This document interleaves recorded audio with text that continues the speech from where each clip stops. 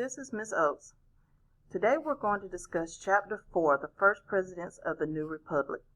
This is found in the book, A Nation Conceived in Liberty. And today we're going to discuss the first 5 presidents of the United States. Our essential questions are as follows. This is for Standard 6, and it asks what challenges were faced by our nation's first 5 presidents and how did they respond? And in answering this question, we also need to be able to answer it by these 5 questions. What events occurred during the presidency of Washington? What precedents did he set? What events occurred during the presidency of John Adams? And how did the Alien and Sedition Acts influence the outcome of the election of 1800? How did President Jefferson expand presidential powers? And how was the Louisiana Purchase and explored?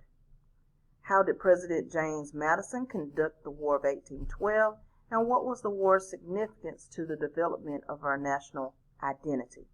And lastly, why did President James Monroe issue the Monroe Doctrine? Let's get started. George Washington, our very first president under the Constitution.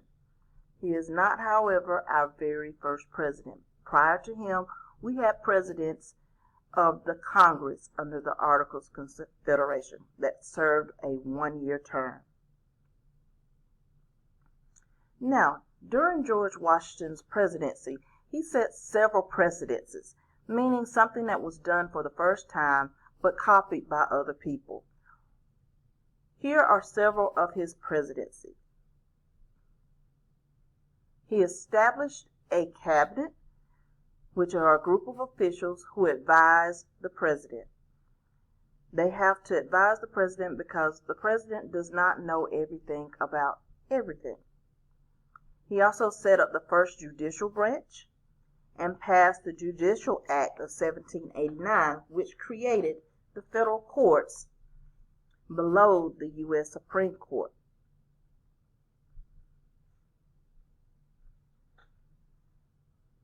Hamilton's financial plan. Alexander Hamilton was the Secretary of Treasury and suggested the government issue interest-paying bonds to pay down the nation's debt. He also wanted the creation of a Bank of the United States and tariffs on imported goods to protect northern industries, as well as a whiskey tax.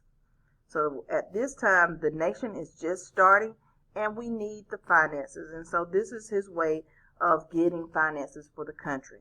It was opposed by many people, and the conflict led to our first political parties, called the Federalist and the Democratic Republican parties.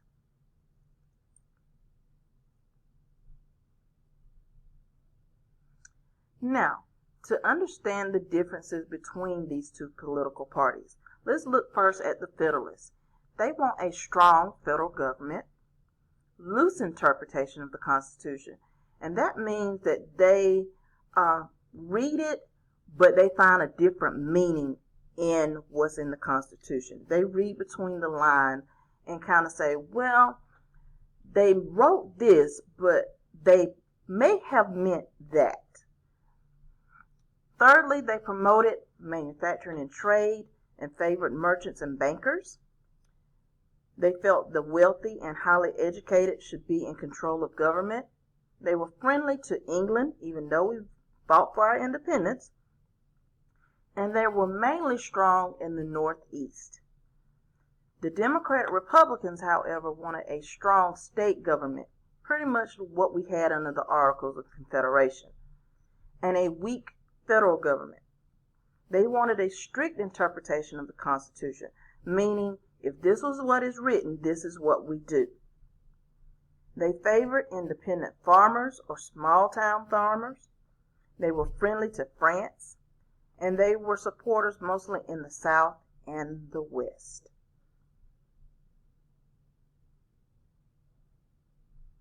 Now, during his term in office, we also have a French Revolution going on in another part of the world. Now remember that France helped us out in our revolution, and our fight has inspired many French people to revolt against their government. And it places France in debt. Washington wanted to stay out of that issue. And so he issued the Proclamation of Neutrality to remain neutral during the French Revolution. The Whiskey Rebellion. Remember we talked about the whiskey tax from Alexander Hamilton. Well, this is causing a problem with Western Pennsylvania farmers who've been hit hard by the whiskey tax because they're the ones who are producing the wheat. And so they're not making the money off the wheat to pay for the taxes. The farmers protest, they attack the tax collectors and refuse to pay the taxes. So in their protest, Washington sends troops to squash the rebellion, and this is for the first time showing the strength of the federal government. After 2 terms, or 8 years in office, George Washington decides he's had enough of being president. This is another precedent that he sets, 2-year terms. In his farewell address, he spoke against political party division and the entanglement of foreign alliances. Now, to give you an understanding of what an entanglement is, here I have a meme of a situation that happened between Jada Smith and Will Smith. And you notice here it says, I got into an entanglement with August. And she's talking about a singer that she got involved with, so to speak. So an entanglement is getting involved in something that you don't need to be involved in. And you notice he says an entanglement, a relationship. Yes, it was a relationship. Absolutely. So Washington is saying, do not get entangled or tangled up in the affairs, hint, of another nation. Our second president, John Adams. He is a Federalist. In his election, he is campaigning against Thomas Jefferson and is narrowly defeated. One of his main issues was that of immigration. You have new immigrants from England, Ireland, and France, and he feared many of them were spies. Remember, there are things going on in Europe, different revolutions and such, and a lot of those people are fleeing to come to the United States. So he passes the Alien and Sedition Act. This act, or acts, increases the amount of time that it takes to become a citizen from 5 to 14 years. It gives the president the power to send immigrants back, to jail or send away these immigrants who are at war with the U.S. It also gave him the right to fine or put in jail those who wrote or spoke against the government. And he was doing this to his own citizens, limiting their freedom of speech. Because of that, it cost him the election of 1800, and he was not reelected for a second term. Thomas Jefferson. This was a peaceful transfer of power because we're now going from the Federalist power to the Democratic Republican Party, who is in power. He wanted a wise and frugal government. Frugal means that he did not want to spend unnecessary money. Most people think of someone frugal as being cheap. But he did not want to spend money unwisely. He also wanted to avoid permanent alliances with foreign countries. He encouraged agriculture and commerce, which means trade, and promoted the freedom of religion, speech, and the press, which is our First Amendment. He ended the whiskey tax and reduced the national debt. In 1803, he did something that the Constitution did not give him the right to do. This is a loose interpretation of the Constitution. He purchased the Louisiana Territory from France, and they need this money to come out of to pay for debts occurring during the French Revolution. So it is sold for $15 million, and it doubles the size of the United States. It also gets ends the French power in North America, except for a small place up in Canada called Quebec. It also gave the U.S. control of the Mississippi River and New Orleans. Why is that important? That is important because this gives us a trade route, a huge trade route.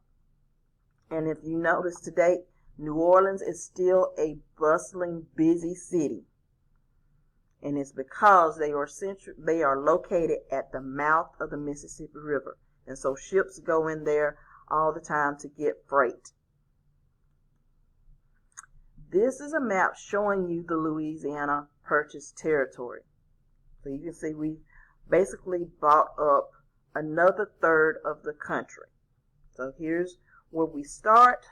We've added a few because of expansion, and now we're expanding again. Lewis and Clark were sent out by Jefferson with a corps of discovery to explore this new territory. They were to bring back information about the geography, the native tribes, the plants, and the wildlife.